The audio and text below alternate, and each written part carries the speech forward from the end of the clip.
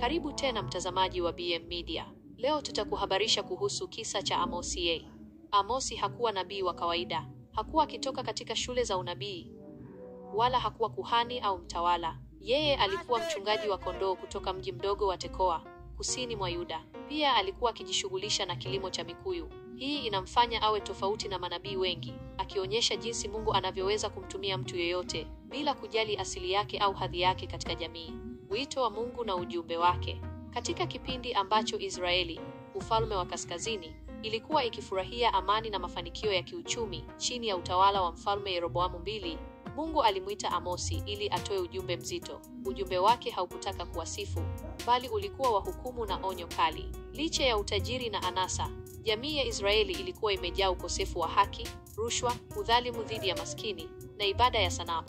Matajiri walikuwa wakiwakandamiza maskini, majaji walikuwa wakipokea rushwa, na ibada ya Mungu ilikuwa imechanganywa na mila za kipagani.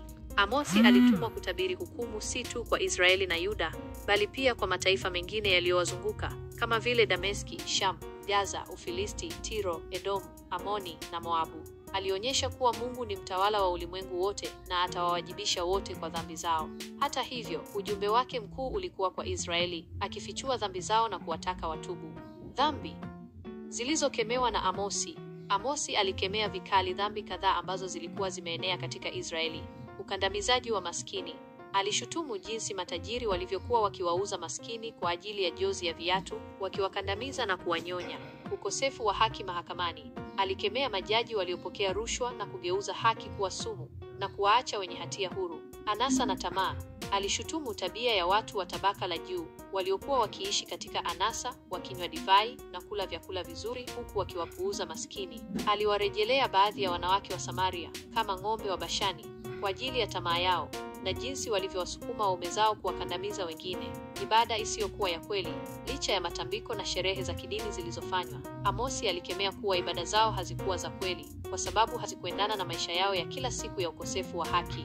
Mungu alichukia sadaka zao kwa sababu hawakuishi maisha ya utakatifu na haki. Kukataa kusikia neno la Mungu. Watu walikuwa wakikataa kuwasikiliza manabii wa kweli na kuwazuia wasitabiri.